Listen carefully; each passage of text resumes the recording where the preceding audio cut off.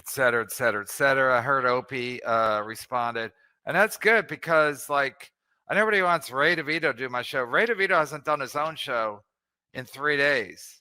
He hasn't tweeted in 3 days. I think he's in the ocean with Party Boy. So it's like, yeah, I need Opie. I need Opie. I need something. I need something.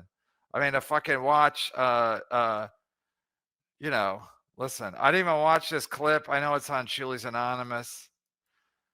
Somebody sent it to me. People send this shit to me first thing in the morning. I mean, I don't need a first thing in the morning. I appreciate the support, but I don't need it. So I'm doing way better now. That's a fact. Even if Shuli thinks I'm going bye-bye, I want just to stick it to him. That's a fact. People are like, Brennan's getting divorced. As soon as I heard that, I've been super nice to my wife just to stick it to everybody. That's what I do. Stick it to people. Mental again. Oh my God, Opie. Kevin Brennan has beef with Anthony. A lot of people have beef with Anthony. A lot of people. Conga mental again. Okay, so that's what people don't understand is that that's what people don't understand is like Kumia wants you to believe everyone loves him and everybody hates Opie. That's just not the case. Oh my God, Opie. Conga mental again. Oh my God, Opie. Kevin Brennan has beef with Anthony. A lot of people have beef with Anthony. A lot of people. And wants to pay you $1,000 every Monday to review and mock his Sunday WABC gig, and had Steve Grillo on as his first guest, and Grillo dropped F-bombs. Call Kev. Wow. I mean, the problem is I haven't listened to a minute of Anthony's show on WABC. I would assume. You don't have to. You don't have to. I'll do the work. Kumi says I'm lazy. I'll listen. I'll do the work. Maybe I'll snipe it. You know, the problem isn't that he's not a good broadcaster. The problem is that he's human garbage. But with that said, I haven't heard a minute of his WABC show, so I don't even know if it's good. Kevin wants me on to what? To react to his show. Well, you know what? I don't think I could do it for a regular thing, like $1,000 every Monday. I don't think I could do it every week, but that's good because I don't think I can afford to pay you $1,000 every week. That's a fact, Jack. Care. I think Opie would be great on this show. I think it would be a great thing for him to come on and talk about Anthony Cumia. I honestly think that he should have kind of gone a little more scorched earth these last few months and try and drum up some drama, name some names. You know, it seems like everybody's starting to name names now, whereas in the past it wasn't nice to do that, especially when you're a comic. But now people are naming names. Who is? Like Mark Norman and these guys, they go on Rogan and they start talking about, they're like, oh, I'll tell you afterwards who we're talking about. But they love all the drama and shit, just as everybody else does. But they just pretend like, they're above it. Wait, I asked you who's naming names, and then you told me people who aren't naming names. They can't really afford to get on the wrong side of people and look like a bitch naming names. Whereas I can afford to do it. I can afford to pay Opie $1,000 every Monday, but I can only probably do it once. No, I'll tease the first 1,000. I'll give him 1,000, and then we'll make money. The numbers will be good. The problem is a lot of people don't like Cumia, but Cumia would have you believe, like him and Norton will have you believe that everybody loves them and they all hate Opie, but that's not the case. A lot of people just think Cumia is a piece of shit. And so if Opie was on the show, my numbers would be great. So I'd give him $1,000 probably the first Monday, and then after that I'd have to give him like, whatever of the net, 80% of the net, because Chad would have to be on with me too, because Chad's gonna have to be like, it's gonna be O and K with the Z-Man instead of O and A, O and K. Right. KB, I'm a fan, but please stop subjecting us to Shuli's not funny ass. The Cumia clips are bad enough. Thanks. No, I know. I'm aware of it. I'm aware of what's happening. So yeah, I don't the Shuli clip I only watch because The Shuli clip I only watched because I was just sniffing around to see what was happening. And then I went to their channel, saw they were going live at 9. That's exactly when the Duke game tipped off. This is what a Saying tell you what a grifter is. You asked. no, that's your opinion though. I mean, a comedy grifter. I'm saying, what's a comedy grifter? Well, like maybe somebody who is like pretending to be right wing but isn't. Let's say, like a Chrissie Mayer might be a grifter. Oh yeah, 100%. But then she goes on these right wing shows. Again, people can do whatever they want, but she goes on Adam Carolla, who's like a right wing guy.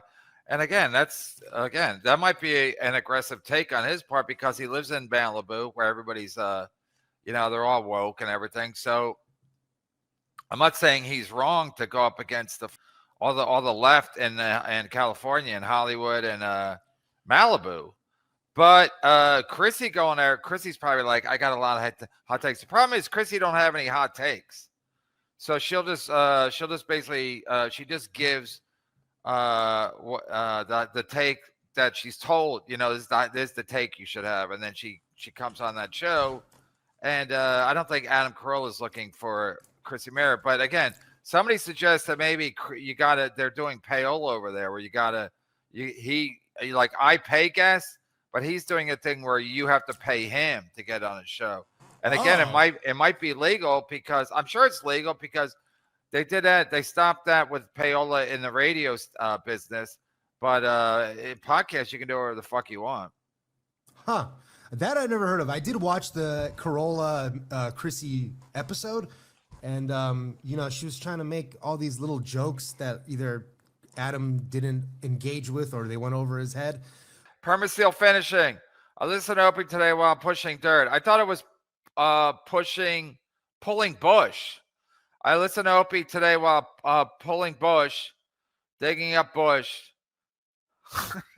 No, it's funny if you say pulling bush. Digging up bush and swatting flies if you can get him once a month. Offer him $2K once a month and I'll cover half that only. Wow. That's Wow. Wait, what are you saying? Offer him $2K once a month. No, let him do $1K. $1K. He could do $1K, see how it goes, and then after that, we'll go from there. I mean, I can give him the whole net. I mean, I'll give him $1K, give him a taste, and then see how it goes, and then he can come back over, and then I can give him the whole net. I mean, I think we'd probably do pretty good, and then and plus, I got to, maybe 90% of that because I got to throw a couple of shekels to Chad if he's going to, because Chad's going to have to be on the show. Otherwise, it's going to get awkward.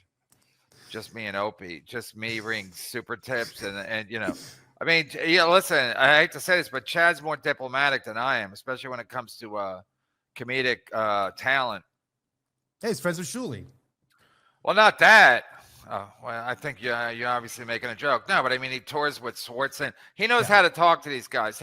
Chad's got a little bit of Neil in him. Yeah, he's a big green room guy. No, listen. The problem with Opie is Opie's good with a group. He's not great by himself. So again, the reason why Opie and Anthony was good because Opie was good with a group. He's got a good laugh. He's up. He knows what the topics are. He knows who's funny. He knows who's a dick. He's good at kind of hosting. But but hosting by yourself is awkward. So he's basically he's a good host, but he does a show by himself. So he can't really show his talents because he's not really great at. He doesn't really go on topics, or he's like, I don't want to talk about this. I'll talk about anything. I don't give a. Well, the one thing that if you give me $50, the one thing I really did like about Opie back in the O&A days was that, and one thing that Anthony literally cannot do, which is be in like these awkward positions and like, I guess now you would call it like cringy moments. Back then they'd call it douche chills, right? Like Opie had no problem staying in the pocket. Whether it's making fun of strippers that are half naked inside of the studio, like asking. No, that's why you're right. That's why the show worked because Opie liked conflict where Kumia didn't. Yep. That's why it worked because Kumia is funnier, but Kumia is funnier than just about everybody. But he doesn't. again, he brags about how he doesn't like confrontations, but Opie did. Opie, the more awkward it was, the more Opie enjoyed it. And again, it was good radio, and that's why Cumia's show for the most part sucked, because he's anti-confrontation, he's anti-conflict, and so was his buddy Jim and him. That's why Jim Norton's show sucked, because Jim wanted to be a safe, quiet show, even though he has a reputation for being an edgy comic. He's not, because him and Sam had the dullest show of all time. I mean, literally nothing ever happened for years. Nothing ever nobody ever talked about it. Like, people talked about Opie and Anthony all the time, and not even listen to the show, but people be like, "You heard Opie and Anthony? You hear what happened?" But that didn't.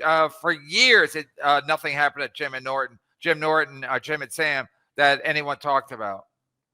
Yeah, I mean, I used to always play it off, or actually just think that was all because of Sam, because he was trying to get into the wrestling stuff.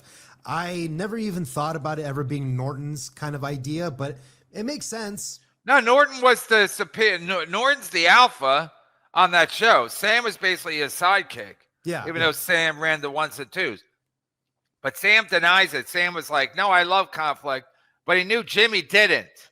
Jimmy wanted a safe show. He wanted Bobby Kelly to come in and Rich Voss. That's what he wanted. He wanted, like, guys he's familiar with, safe. Horrible show. I'm glad it's canceled.